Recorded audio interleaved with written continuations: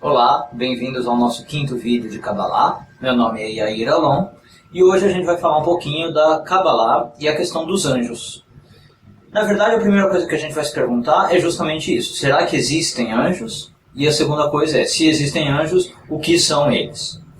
Bom, já vimos em vídeos anteriores que os cabalistas se baseiam no texto bíblico para fazer muitos dos seus estudos, das suas asserções. E no texto bíblico a gente vê frequentemente o aparecimento de anjos, né? Já desde os primeiros livros, do Gênesis, Êxodo, a gente vê anjos que aparecem falando com personagens, trazendo mensagens para personagens. Então daí os cabalistas entenderam que sim, que devem haver anjos. Agora, claro que esses anjos para Kabbalah não tem nada a ver com aquelas figuras renascentistas que a gente vê, as figuras de Rafael, bebezinhos peladinhos, né, com asinhas e tudo isso.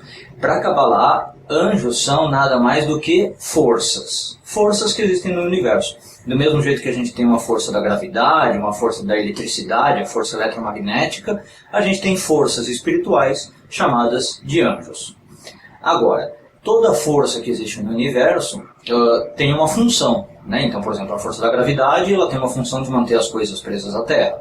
A força eletromagnética de fazer um fluxo de elétrons. E essas forças espirituais que a Kabbalah chama de anjos, quais são as funções dela? O próprio termo anjo vai dar uma resposta para nós do que essas forças fazem. O termo anjo em hebraico se diz malach, que literalmente significa mensageiro. Então, para Kabbalah, na verdade, esses anjos que existem, essas forças que existem, são nada mais do que mensageiros entre o mundo espiritual e o nosso mundo, o mundo físico.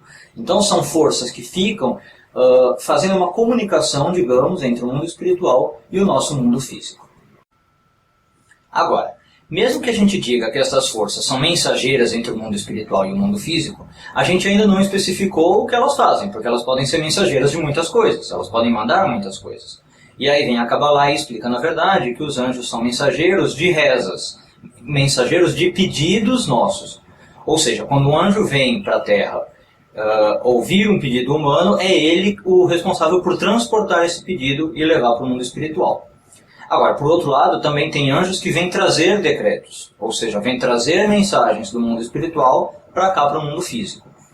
Na verdade, esses anjos que vêm trazer decretos são vistos como anjos mais maléficos, anjos mais ruins, né? E a gente vai falar deles no outro vídeo, no próximo vídeo.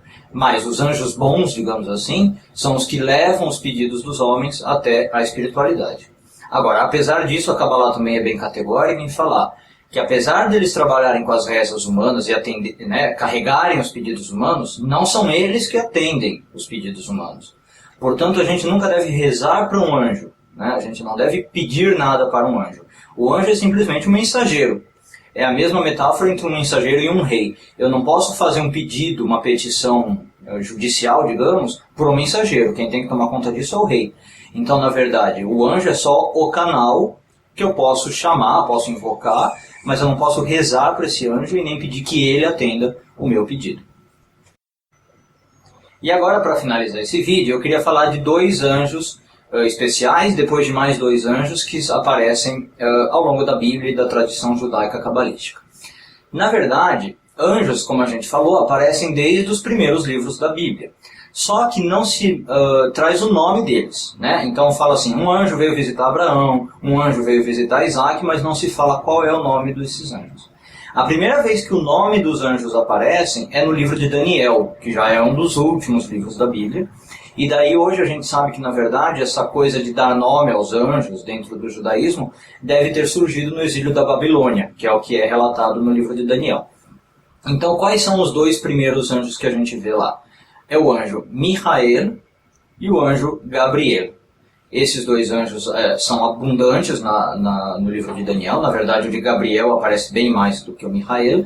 Mas o anjo Michael é considerado um dos mais importantes, inclusive defensor do povo judeu, do povo de Israel. Outros dois anjos bem importantes dentro da tradição são Rafael, um anjo responsável principalmente por questões de cura, então pedidos e rezas de cura, e outro anjo que é o Uriel, ou Uriel em hebraico, responsável por fazer os homens conhecerem Deus. Ou seja, este seria o anjo mais anjo propriamente dito, porque ele tem a missão de unir o espiritual ao físico. Então, na verdade, Uriel seria até o arquétipo do anjo supremo, né, que tem a missão de trazer a espiritualidade para a Terra, de fazer essa ponte entre o espiritual e o físico.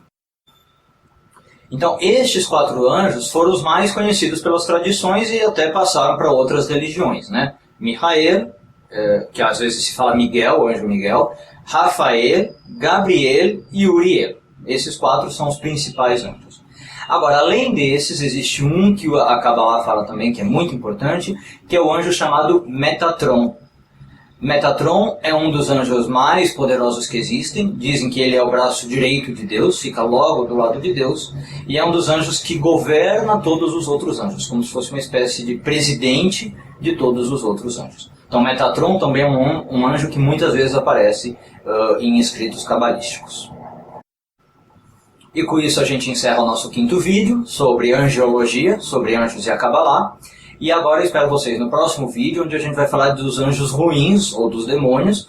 E qualquer coisa, deixo como sempre aqui o meu e-mail, yair.alona@hotmail.com. Se você quiser escrever, tiver alguma dúvida, alguma sugestão, pode ficar à vontade. Muito obrigado e até o próximo vídeo.